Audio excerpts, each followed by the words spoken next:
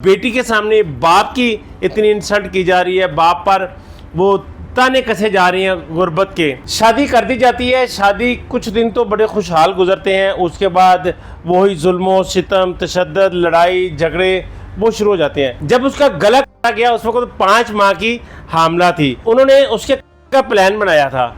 उनको ये खौफ था कि ये जो बच्चा है ये दुनिया में ना आए। आसिया पर जुल्म बर्बरियत और सफाकियत की एक तारीख रकम की गई। उसको तशद्दुद का निशाना बनाया गया। तो वो अपने बाप को एक दिन बुलाती है, कहती है अब्बा जी ये जहेज़ का मामला है, इसका किसी और खातून के साथ चक्कर है मेरे शौहर का, और उसकी जितनी सितम और जुल्म उस पर उसके किया जाता है वो मेरे ऊपर किया जाता है। प्रोफेशनल जो ब्लेड होता है ऑपरेशन वाला, उससे उसको जान से मारने की कोशिश की गई। कितना वो चीखी होगी, कितनी तरले वास्ते डाले होंगे, कितना कहा होगा कि रफ़ीक खुदा का वास्ता मुझे छोड़ दो, शमीम तुम तो एक औरत हो, तुम शर्म करो, मुझे छोड़ दो।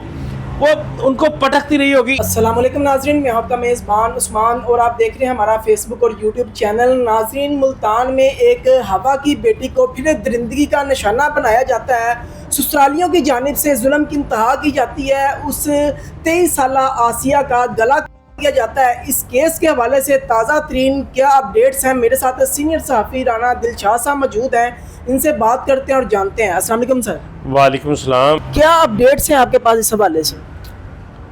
बहुत शुक्रिया उस्मान। मुल्तान के इलाके कोटला तोले खान में जुल्फ़कार नामी एक शख्स रहाइश पजीर है, गरीब आदमी है। उसने 6 माह केवल अपनी बेटी की शादी रफ़ीक भट्टी के साथ कर दी। शादी कर दी जाती है, शादी कुछ दिन तो बड़े खुशहाल गुजरते हैं, उसके बाद वही जुल्म सितम तशद्दुद लड़ाई झगड़े वो शुरू हो जाते हैं। जब बाप बार बार जाता है, बाप मिन्नत समाजत करता है, रिश्तेदार पढ़ते हैं, सुलह सफाई की जाती है, तो इस तरह 5 माह उस घर में गुजर जाते हैं। इसी दौरान जो आसिया है जुल्फ़कार की बेटी, वो हामला हो जाती है। जब उसका गला काटा गया उस वक्त 5 माह की हामला थी। आसिया पर जुल्म बर्बरियत और सफाकियत की एक तारीख रकम की गई। जब वो उसको तशद्दुद का निशाना बनाया गया तो वो अपने बाप को एक दिन बुलाती है, कहती है अब्बा जी आएँ और ये इनकी लड़ाई इनके साथ ख़त्म करें, ये जहेज़ का मामला है, इसका किसी और खातून के साथ चक्कर है मेरे शौहर का, और उसकी जितनी सितम और जुल्म उस पर उसके किया जाता है वो मेरे ऊपर किया जाता है। मुझे सुबह शाम तशद्दुद करता है, मुझे मारता है, पीटता है। तो बाप जब बेटी के ससुराल जाता है तो वहाँ पर देखता है कि उसका जो शौहर और उसका जो देवर है जिसका नाम अतीक है और उसकी एक नंद है शमीम नाम है उसका, वो उसको तशद्दुद का निशाना बना रही होती है। तो इसी दौरान बाप देखता है, बाप के सामने तो देखे ये बड़ी एक परेशानी वाली बात होती है ना कि उसके सामने उसकी बेटी को मारा जा रहा है, गंदी गंदी गलीज गालियाँ निकाली जा रही हैं, और बेटी के सामने बाप की इतनी इंसल्ट की जा रही है, बाप पर वो ताने कसे जा रही हैं गुर्बत के।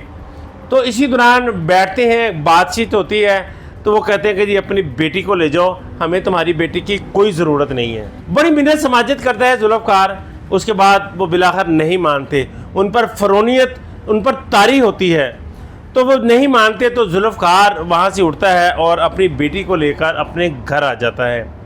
कुछ ऐसा इसी तरह गुजरता है।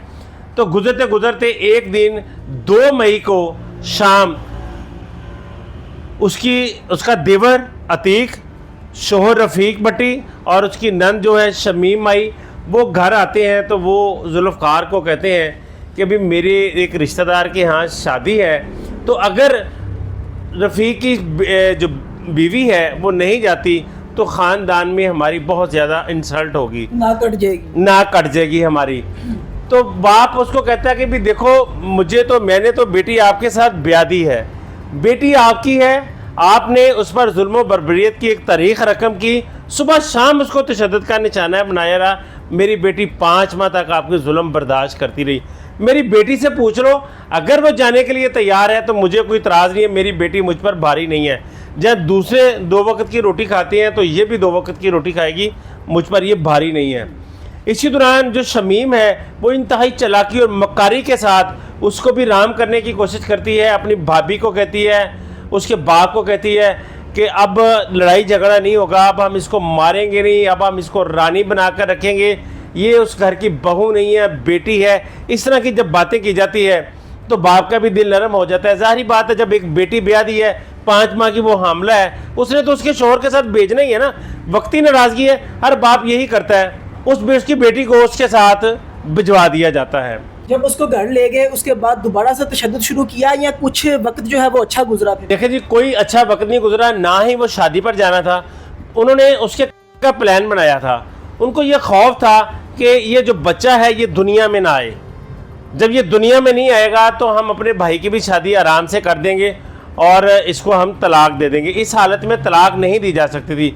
जो उसका शोहर था रफ़ीक भट्टी, उसकी किसी और औरत के साथ नाजायज़ ताल्लुकात थे, उसके साथ शादी करना चाह रहा था। ये वही सामान जो हम डस्का में कुछ दिन पहले स्टोरी करके आए हैं कि वो जो दुल्हन ने अपने दूल्हे को शादी वाले दिन कर दिया, वहाँ पर पसंद नापसंद की वजह से दूल्हा कर दिया गया और इस केस में दुल्हन को कर दिया।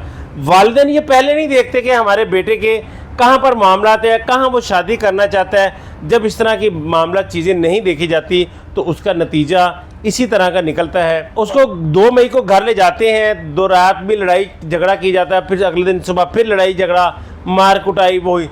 तो इसके बाप को तकरीबन रात 11:15 बजे के करीब 11:14 पर कॉल की जाती है उसके देवर अतीक के नंबर से, उसके बाप जुल्फ़कार के फ़ोन पर, कि आपकी बेटी की हालत जो है वो अच्छी नहीं है, उसकी तबीयत ख़राब हो गई है, रात को शादी पर गई थी तो हमें नहीं पता क्या हुआ। बाप जैसे ही ये खबर सुनता है उसके पैरों तले ज़मीन निकल जाती है, घर वाले परेशान हो जाते हैं, रंजीदा हो जाते हैं। और क्या हुआ, मेरी बेटी कल तो खैरियत से ठीक ठाक गई है, बड़ी हंसी खुशी सेहतमंद थी, क्या हुआ?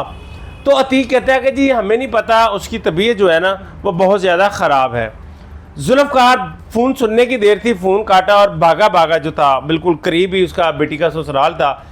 और ससुराल वालों को ये उम्मीद नहीं थी कि ये चंद ही मिनटों में आ टपकेगा उसका बाप। जुल्फ़कार जब वहाँ पर पहुँचता है, ये FIR का भी मतन है, जब जुल्फ़कार वहाँ पर पहुँचता है तो जो शमीम माई है, नन थी जो आसिया बीबी की, उसके भी हाथ खून आलूद होते हैं, कपड़ों पे खून लगा होता है। जो अतीक देवर है, जो नामजद मुलज़म है इसका, उसके भी कपड़ों पे और मुंह पर उसके खून का निशानात होते हैं। शायद गला वक्त आपको पता है बड़ी वो एक फशार सा निकलता है, फशार सी बनती है खून की, वो उसका भी सारा मुंह जो था वो खून आलूद हुआ था। उसका शोहर का भी यही हाल था।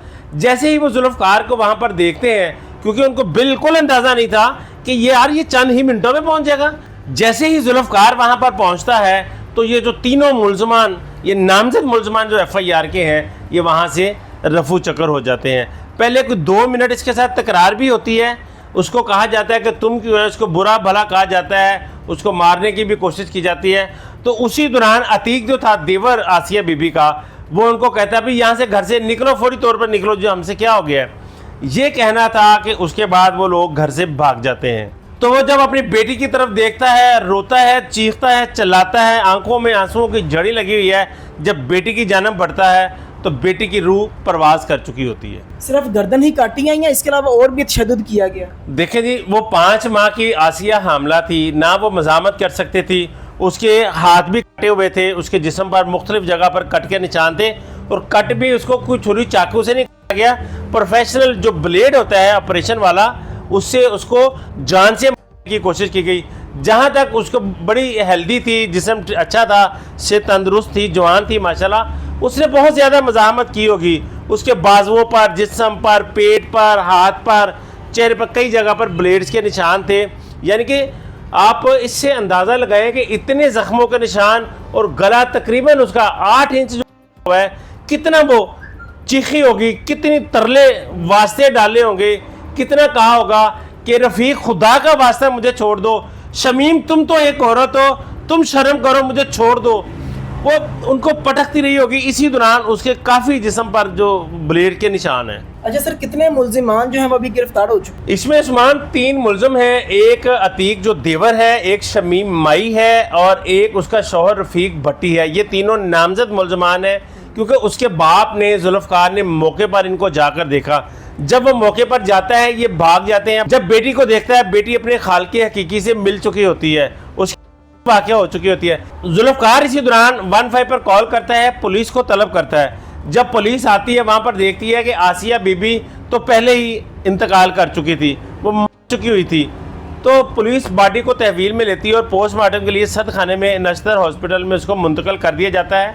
मुलजिम अभी तक कोई गिरफ्तार नहीं, चूँकि बाप के जब आता है, बाप देखता है तो वो चले जाते हैं। और इस का चश्मदीद गवाह जो है वो आसिया बीबी का बाप जुल्फ़कार है, जिसने खुद मौके पे सब कुछ देखा है। जी, जिसने सब कुछ मौके पर देखा। क्योंकि जब वो आया तो ब्लेड उनके हाथ में थे और उनके कपड़े, चेहरा और सब के ना वो खून आलूद हुए थे। तो साफ पता चलता था कि जिसका देखे ना अतीक का अगर चेहरा खून आलूद था तो इसका मकसद है कि अतीक ने, बाकी दोनों ने उसको पकड़ा होगा, किसी ने एक बाजू पकड़ा होगा, किसी ने टांगें पकड़ी होंगी, और जो अतीक है उसने गला, उसका सारा चेहरा जो था ये खून आलूद था।